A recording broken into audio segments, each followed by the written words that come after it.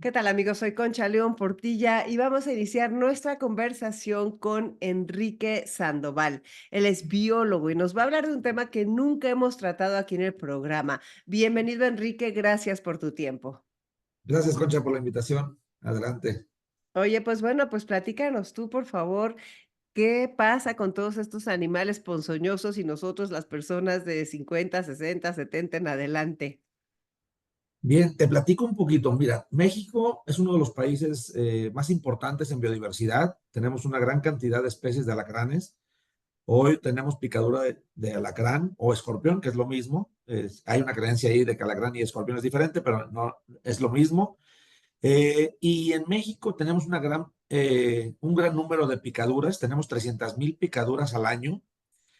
Y lo más importante es, como bien lo mencionabas, desafortunadamente las complicaciones se dan principalmente en los extremos de la vida.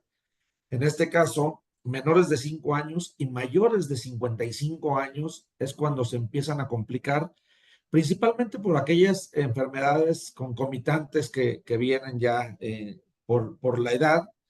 Y ahí es donde entran las complicaciones. Pero una de las complicaciones más importantes es desafortunadamente la ley del mínimo esfuerzo. Cuando tenemos un accidente o algo, tú sabes que lo que queremos hacer es, ¿qué hago para no ir al hospital? ¿Qué hago para no ir a la atención médica? ¿Y cómo lo puedo resolver en mi casa? Y ahí es donde viene la complicación. Desafortunadamente, las defunciones que se han tenido en los últimos años en personas de 55 años hacia arriba, precisamente es por esto, porque usan remedios caseros con los cuales retardan la atención médica especializada que se debe dar en un hospital, y entonces ahí es donde viene la complicación, que son muchas, que se suman a lo que ya, a la enfermedad que pueda tener el paciente y la defunción. Entonces, ¿qué fue lo que hemos hecho nosotros? Nosotros organizamos un grupo de expertos a nivel nacional, ¿sí? Que son médicos urgenciólogos principalmente, médicos epidemiólogos, algunos biólogos, y los conformamos en una red que se llama Red de Información Toxinológica, que se le conoce como Red Tox. Entonces, este grupo lo que hace es buscar la información en las comunidades de las especies que están causando los problemas. Lo cruzamos con el mapa epidemiológico de las instituciones, o sea, cuántos accidentes hay en cada comunidad, y entonces generamos mapas de riesgo y rutas de atención e información para el médico, pero hoy nos estamos dando cuenta que también la población necesita información. Por eso es que estamos saliendo a medios, estamos generando videos, audiogramas, publicaciones impresas, en coordinación con muchas instituciones. Todas las instituciones del sector salud están involucradas con Retox. Qué maravilla, qué bueno que lo estás haciendo y sí, realmente lo que tú dices, creemos que podemos resolver las cosas a nuestra manera y también, pues, no la falta de información, ¿no? Para que es tan importante. Bueno, por ejemplo, entonces, no sé si me vas a hablar de algunos animales en especial, algunas picaduras o qué, ¿por dónde nos vamos a ir? Y mira, te platico. Las especies que estamos nosotros manejando, o sea, el médico urgenciólogo tiene la oportunidad de manejar muchos de los tratamientos ya en las áreas de urgencia, pero hoy en México contamos antivenenos para la picadura del alacrán, la mordedura de las arañas más importantes, que en este caso son dos en México, que es lo que conocemos como viuda negra, para no hablar con los nombres científicos, porque la gente no lo entendería.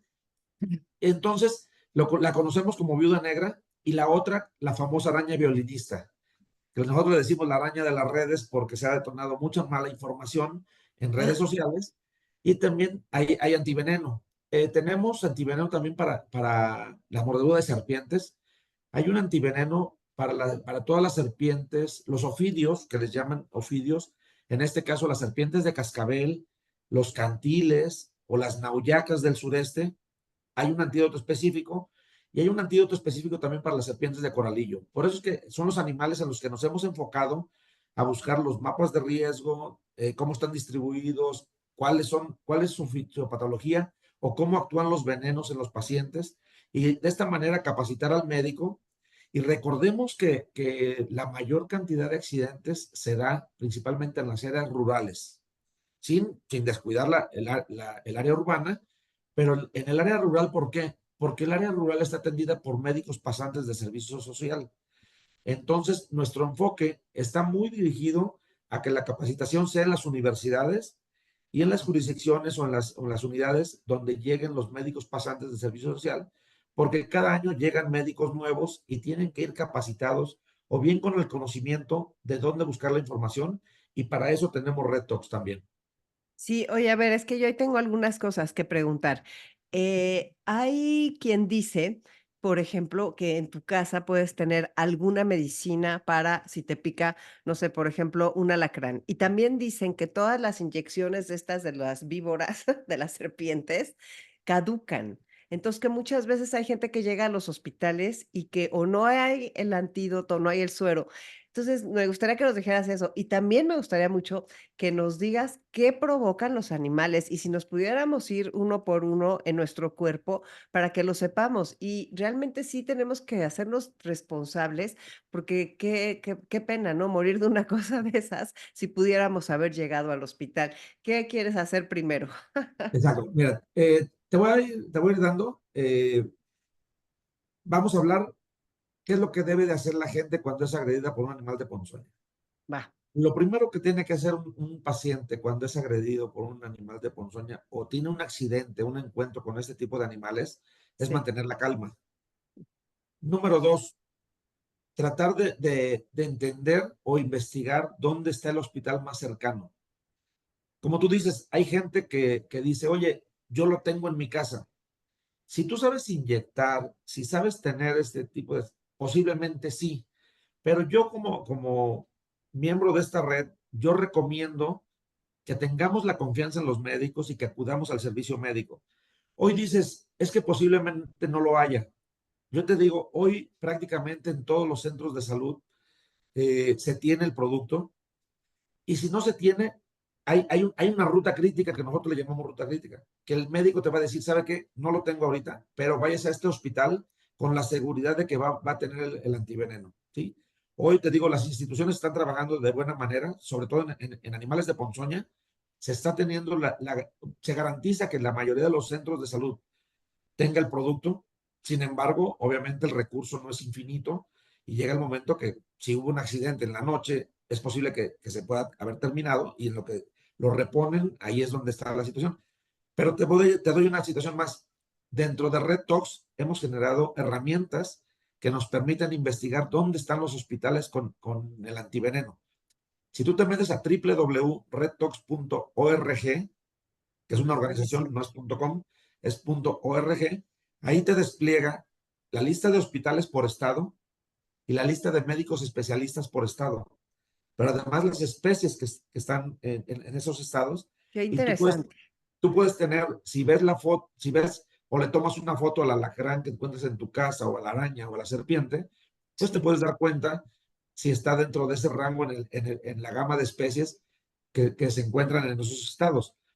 Y también tenemos una aplicación que es completamente gratuita, qué que bien. es Red Talks App, y que también tiene la misma información donde tú puedes encontrar este tipo de datos. Y si gustas, ya con esta información, la población puede acudir con toda seguridad a los hospitales y con la garantía de que van a encontrar el antiveneno y que van a tener una atención adecuada y responsable. ¿Por qué recomendamos que no se haga un manejo en los domicilios? Porque muchas de las veces el mismo veneno genera una reacción alérgica que a veces como población abierta no sabemos tratarla.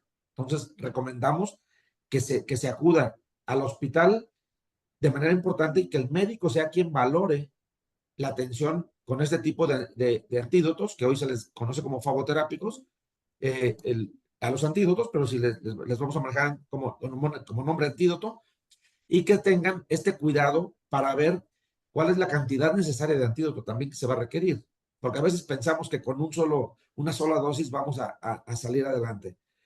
Y si nos vamos ya a lo que mencionabas, ¿qué es lo que provoca cada animal, no? Bien, Si nos vamos, empezamos con alacrán, que es el más común en nuestro país. Hay muchísimos, y que me digas que el güero, que el negro, que la alacrana que tuvo a los chiquitos, todo eso, a mí me dan pavor los alacranes. Exacto. Hoy el color no es sinónimo de ¿De toxicidad maldad? o de maldad, como dice la gente. La toxicidad no depende del color. Hoy el alacrán que te pica puede ser el más venenoso, independientemente de que sea un alacrán güero de Morelos o de Durango o un alacrán rojo de Nayarit. Ahí es donde tenemos esta situación. O sea, el alacrán, inclusive hoy hay una situación con algunos alacranes de color más oscuro, que la gente, había muchos mitos y leyendas donde decían, no, el alacrán negro no es venenoso. Sin embargo, hoy hemos encontrado algunos casos de alacranes de un color muy oscuro que provocan un envenenamiento severo.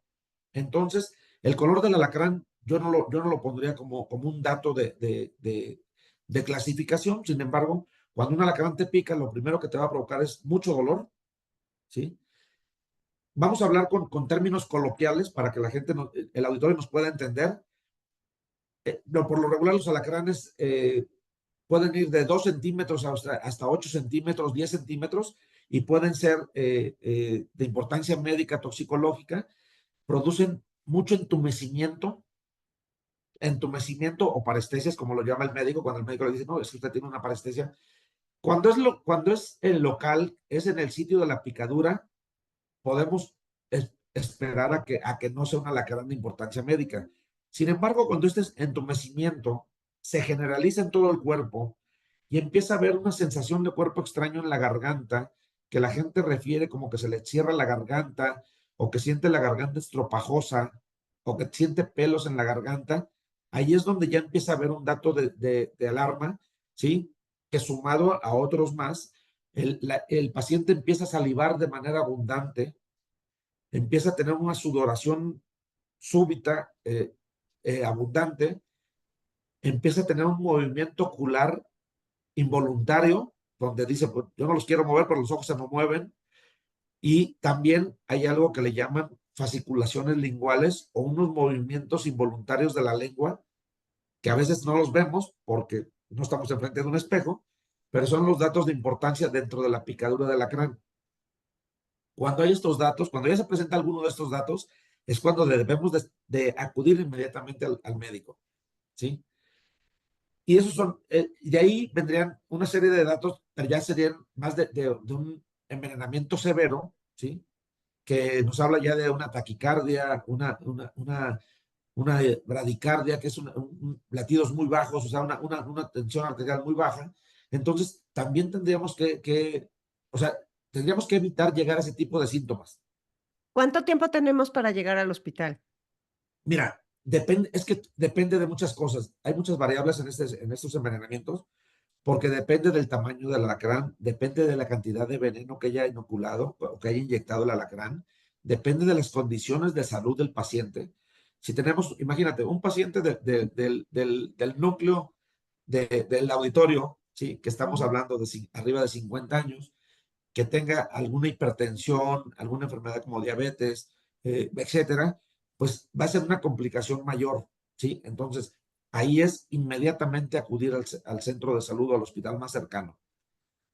Te digo, hablar de tiempos también es muy relativo porque hay gente inclusive hay gente que de repente presenta un síntoma, llega al hospital y dice, no, pues ya me siento bien, siguen ya nada más con el dolor y con el entumecimiento local, pero no, ya no tiene nada más, pero sí llega una observación, ¿no? Y el médico tendrá que tomar alguna medida de acuerdo a las condiciones de salud del paciente. Entonces, más o menos de alacrán, esos serían los síntomas. En la parte de la mordedura de viuda negra, es un dolor súbito, intenso. Hay un dolor característico, que es un dolor abdominal, ¿sí? Y mucha de la gente refiere como que si el dolor sube de la planta de los pies por las piernas hasta el abdomen y la cintura y la cadera. Es un dolor muy intenso, muy fuerte. Hay mucha sudoración. Puede haber también salivación abundante, ¿sí?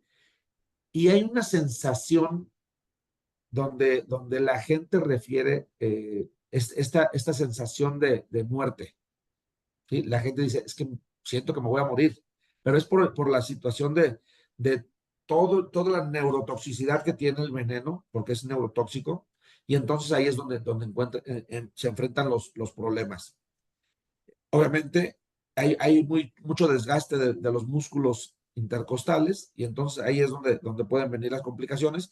También cuando se identifica la mordedura de araña, porque en la mordedura de viuda negra sí se logra ver el espécimen porque se siente la mordedura. Entonces, al momento de identificar una mordedura por viuda negra y ver la araña, que es muy característico, la araña de viuda negra es globosa, negro brillante, con algunas manchas rojas. Entonces, sí se puede identificar, es acudir inmediatamente al servicio médico. Y luego tenemos la mordedura por araña violinista, ¿sí? La mordedura de araña violinista no se siente. Ah, O sea, caray. muchas de las veces la gente refiere que no sintió o que sintió un lancetazo, pero como si fuera el piquete de un mosco y no hubo nada. Y entonces viene una evolución progresiva durante las próximas 12 a 24 horas, donde empieza a aparecer una lesión, ¿sí? Puede ser un ámpula, puede ser alguna lesión. ¿Por qué? Porque el efecto de la araña violinista es dermonecrótico. Y entonces empieza a aparecer una lesión y ya empieza a aparecer una placa que tiene 3 colores diferentes, ¿sí? Que le llaman placa libedoide. Y entonces ahí es donde se puede empezar a referir. Posteriormente, estas 24 horas ya empieza una lesión dermonecrótica, ¿sí? Donde la gente dice que se le está pudriendo la piel, y ahí es donde ya empieza a ver esto. Al tener estos datos es cuando se recomienda acudir inmediatamente al médico, ¿sí? Para que puedan tener la oportunidad de poner el antiveneno. Entonces, ahí es eso. Muchas de las veces la gente confunde con una celulitis, una vasculitis, un pie diabético, inclusive se confunde mucho esto. Por eso es importante que ante cualquier lesión que se pueda presentar, acudir inmediatamente al médico. Hoy Retox lo que está haciendo es tratar de capacitar a los médicos para que tengan la oportunidad de dar un buen diagnóstico y que puedan dar un buen tratamiento también. Y bueno, ya tenemos a las serpientes. Las serpientes, tenemos prácticamente, el mexicano convive con las serpientes en nuestro ambiente natural. Convivimos diario con las serpientes. Al tener una moneda en nuestras manos, tenemos el escudo nacional, y en Claro. el escudo nacional tenemos las serpientes de cascabel. Tenemos varias serpientes, tenemos cascabeles prácticamente en todo el país. Tenemos las nauyacas en el sureste, que son las que más problemas y mordeduras causan. Y tenemos los cantiles o solcuates que se encuentran sobre todo en la vertiente del Pacífico y en la parte del Golfo. Y lo que sucede es con las mordeduras de serpientes que producen dolor abundante. Por la mordedura, obviamente el tamaño de los colmillos son mucho más grandes que el aguijón de un alacrán. Producen mucho dolor, pueden producir mucho edema o hinchazón, mucha inflamación, ¿sí? Y como son hemolíticos, lo que producen y pueden producir mucho sangrado. Y ahí es donde viene la complicación. Entonces, obviamente, cuando tenemos una mordedura por serpiente, prácticamente te puedo decir que el 99.9 de la población reconoce que fue una mordedura por serpiente, ¿sí? Hemos tenido algunos casos, algunas excepciones, donde la gente dice, pues andaba en el campo a oscuras, sentí un piquete y llega con un solo orificio. Ah, caray. Entonces, ahí es donde te ponen a trabajar y donde ponen a trabajar a los médicos de urgencias, porque tienen que, ahora sí, que sacar toda su sabiduría para poder dilucidar que fue una serpiente, que no alcanzó a morder con los 2 colmillos por alguna razón y que nada más presenta el orificio de un colmillo, pero presenta todos los datos clínicos de un envenenamiento. Entonces, a partir de ahí el médico es donde empieza a trabajar ya con el antídoto específico y con las medidas de atención en el servicio de urgencias. Y luego, por otro lado, tenemos las serpientes de coralillo. Las serpientes de coral, que si bien las mordeduras son muy raras, se tiene más o menos un registro entre 50 y 60 mordeduras en nuestro país por mordeduras de coralillo, y lo que producen es una parálisis. Entonces, pero ahí es un poquito más el tiempo de acción, ¿sí? Pero también la gente se da cuenta cuando tiene una mordedura por coralillo y desafortunadamente a mis colegas, a los biólogos, son a los que más muerden y la mordedura de serpiente de coralillo es por un accidente por manipulación, ¿Así? porque porque las agarran y la gente también va y las agarra pensando que no son venenosas o algo. Y también tenemos falsas coralillos, que también es algo que la gente, al ver una serpiente con colores bonitos o exóticos, piensa que son venenosas y las matan cuando no son. Lo que tenemos que hacer es no meternos al campo con descalzos, no Claro. meter las manos en madrigueras donde no se deben de meter, en hoyos que no debes de meter, no levantar escombros sin guantes, ¿sí?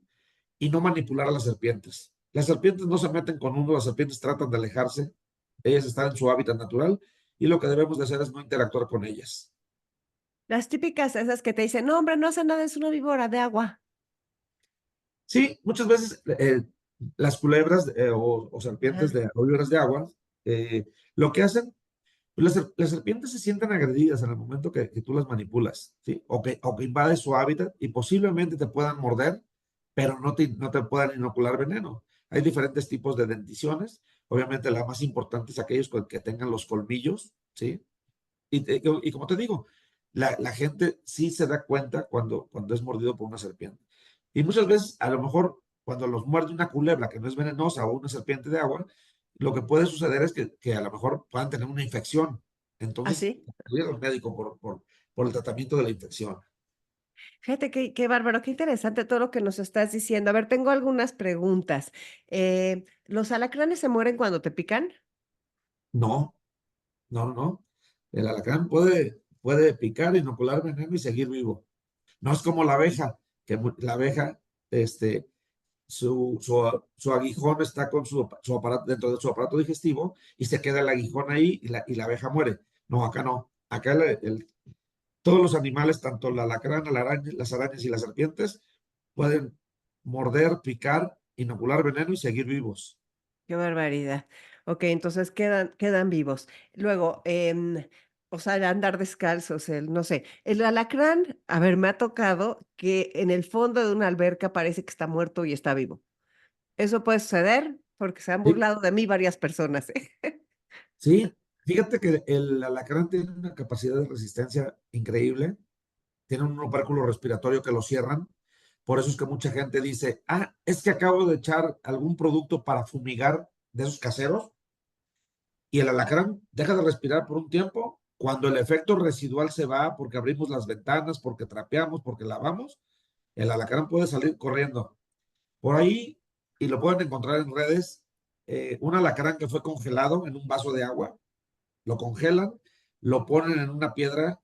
Este experimento lo hicieron en Arizona. Lo ponen en la piedra, el agua se derrite a la luz del sol y el alacrán, en cuanto agarra calorcito y confianza, sale corriendo. Ay, a ver, ¿los alacranes salen más cuando hay calor? O sea, porque, por ejemplo, ahorita típico que te dicen: "No, es que cuidado, por eso hay tanto alacrán, porque salió el", o sea, o cuando llueve o no importa, ¿qué les gusta? Bien, bien. En la época de calor es cuando empieza también su etapa de reproducción. Se reproducen todo el año, pero mayormente en la temporada de calor. Y cuando llueve, lo que sucede es que buscan refugio. Y buscan refugio, sobre todo en lugares donde el agua no los puede alcanzar, ¿sí? Y obviamente las casas son un refugio natural y se meten. Los alacranes son de hábitos nocturnos y entonces es cuando más ocurren los accidentes es durante la noche, ¿sí? Porque caminan en las paredes, porque caminan sobre los techos, porque las ramas de los árboles están pegadas a los techos de las casas y por ahí la alacrán se puede cruzar, porque tenemos almacenados ladrillos, cachivaches, cacharros alrededor de la casa para cuando se ocupen y es un refugio natural para los alacranes. Entonces, ¿en el día no les gusta aparecer? Por lo regular no aparecen en el día. Cuando aparecen en el día es por un accidente que estaban en algún lugar y algo sucedió y salieron, ¿sí? Pero por lo regular ellos son de hábitos nocturnos. Es cuando salen a cazar para comer y a reproducirse. ¿Qué opinas de las fumigadas? O sea, la gente ¿cómo fumigamos? O sea, porque luego te dicen que es tóxico, que te va a dar cáncer por fumigar. Es que ese es un tema controversial. Este, Creo que la fumigación va en contra de muchas cadenas, ¿sí? De especies, y no nada más afecta a los alacranes, afecta a muchos animales que son controladores de plagas, ¿sí? Yo lo que recomiendo es una buena limpieza de la casa habitación, ¿sí? El uso de pinturas claras, ¿sí? Para poder identificar en la noche cuando el alacrán esté ahí. El uso de zoclo. Y no sé si recuerdas, y yo creo que mucho del auditorio va a recordar aquellas cosas que ponían abajo de las consolas y de las camas que eran de vidrio, que eran como unos vasos invertidos. Sí, Y precisamente ahora que andamos metidos en esto, cuando preguntaba yo cuál era la finalidad de eso, y mucha gente decía que era para cuando la abuelita trapeaba, que no se mojara la pata de la cama, y nos decían que no, como eran de vidrio, el alacrán no se podía subir, y que era mucho también para el control de los alacranes. pero entonces, ¿qué es eso? ¿Dónde lo pones? Pues, Eso se ponía abajo de las patas de las sillas, de las camas, eran unas cuestiones como de vidrio, eh, que lo ponía, ahí pues se ponía la pata, y hoy lo que se recomienda también es el zoclo, el uso del zoclo. Y en las comunidades rurales lo que se recomienda mucho es el uso de pabellones, claro. el uso del pabellón, que tiene dos finalidades: evitar los moscos y también los alacranes.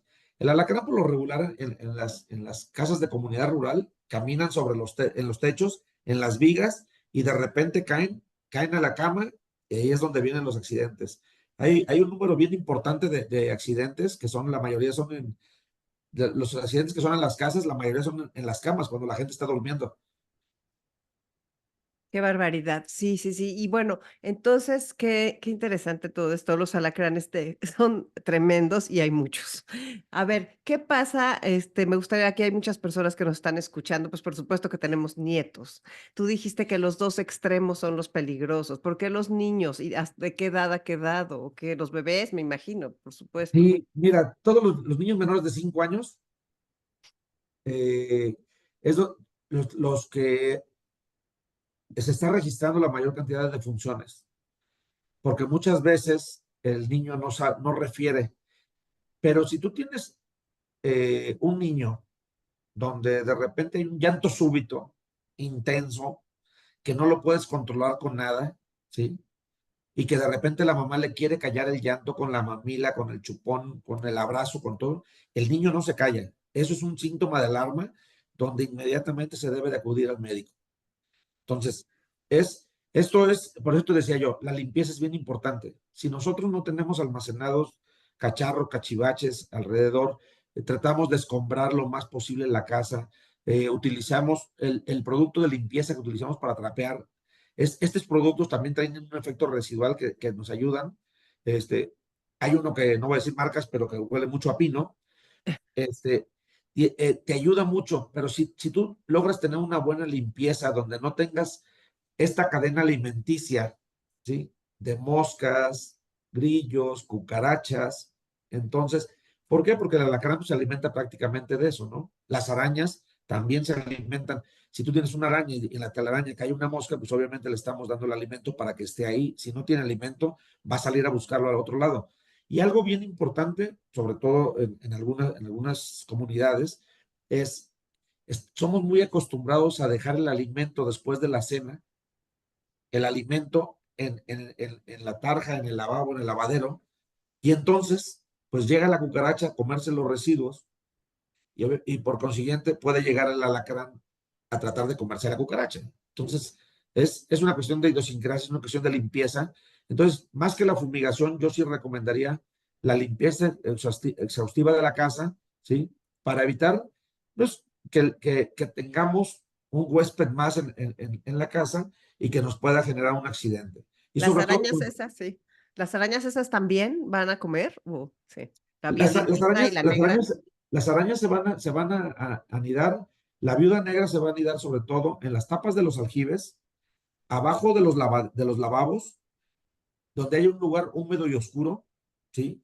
Abajo de los lavabos, abajo del lavadero, abajo en las tapas de los aljibes, de las cisternas, y ahí es donde se puede anidar y ellos hacen su telaraña y en espera de que alguna hormiga, alguna otra, inclusive alguna otra araña, cualquier animal caiga en su telaraña y pueda ser su alimento eh, siguiente. Y las violinistas se anidan principalmente en lugares donde no hay tanto movimiento. Si nosotros tenemos el cuarto de los cachivaches, el cuarto de blancos, donde almacenamos las chamarras de invierno, las cobijas, y que no las movemos hasta que esté haciendo frío, ahí se pueden anidar. En la bodega, en el sótano, ¿sí? Atrás de los cuadros es muy común encontrarlas, inclusive en algunos países la reconocen como araña de los cuadros, porque un cuadro, pues atrás de los cuadros nunca limpiamos, ¿no? O sea, limpiamos por encimita el cristal, pero en la parte posterior a los cuadros es muy raro que nos metamos a limpiar, entonces es posible que podamos encontrar esta araña ahí anidada. Qué barbaridad. No, bueno, nos has dado una clase maravillosa. Te voy a preguntar otra cosa. El dengue, los moscos estos, ¿tienen algo que ver ustedes? ¿Nos ayudan también con eso o eso ya es de otro Mira, no doctor? tenemos nada que ver, sin embargo, muchas de las medidas preventivas que se hacen para animales de ponzoña, no almacenar cachivaches, no almacenar botes, ¿sí? O lugares donde se pueda almacenar el agua, ayuda a que no se prolifere el dengue en el peridomicilio. Sin embargo, se deben de utilizar las medidas que hemos mencionado, la limpieza del patio limpio, no almacenar agua, usar el uso de pabellones, el uso de repelentes, sobre todo en esta temporada de lluvias, se recomienda. Nosotros, como organización, como Retox, trabajamos muy de la mano del Senaprece, y el Senaprece es el encargado y responsable del control y vigilancia del dengue en México. Se están haciendo, el doctor Fabián Correa es una de las personas que está más involucrada en el manejo del dengue y está haciendo actividades. Ellos sí hacen un esquema de fumigación, hacen un esquema de promoción de la salud, promoción de programas de patio limpio y campañas de información y tratamiento para el dengue. Cada vez oímos más personas con dengue. Así es. Es muy impresionante. Oye, y las garrapatas y esas no son malas. Sí son malas, producen algunas enfermedades. Nosotros no estamos involucrados en esto. Hoy la Secretaría de Salud es la que está de responsable de este tipo de enfermedades y hay responsables a nivel estatal del área de vectores, ¿sí? Y sí hay que tener mucho cuidado, sobre todo con los animales, de tener este cuidado del control de la plaga de la garrapata.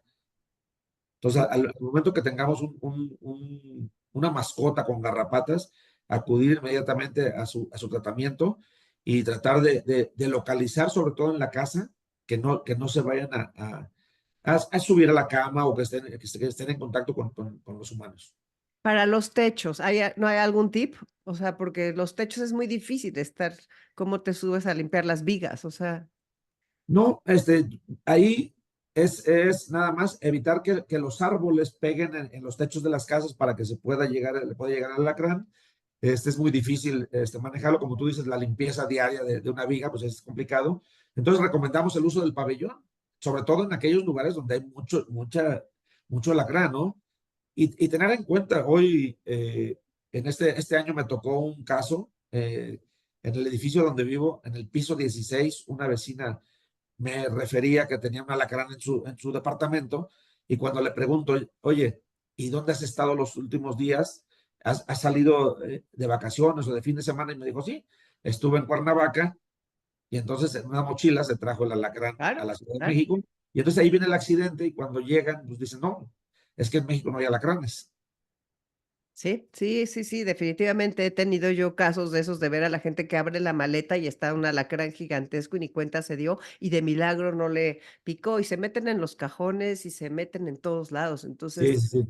hay que estar limpiando. Oye, pues qué impresionante, Enrique. Muchísimas gracias. Entonces hay que entrar a redtox.org y también la app de ustedes, que es RedTox, porque o sea, tenemos que cuidarnos y es parte del Sí, autocuidado, estamos no, y expuestos. mira, Concha, yo creo que hasta como cultura general es bien interesante. O sea, los animales venenosos, o sea, son muy, a mucha gente le gustan, o sea, hay gente que inclusive los tiene hasta de mascotas, A mucha gente le gustan, pero como cultura general, para saber qué hacer en caso de un accidente, porque con el número de accidentes que tenemos en México, cualquiera de nuestros familiares puede tener un accidente y muchas de las veces no saben qué hacer y andamos corriendo toda la familia como desesperados, tratando de encontrar la mejor solución. Y la solución la tenemos hoy en una herramienta digital que es www.retox.org y la aplicación donde van a encontrar mucha información, inclusive hay un apartado, como bien decías, para los nietos, hay un apartado para niños que se llama Retox Kids,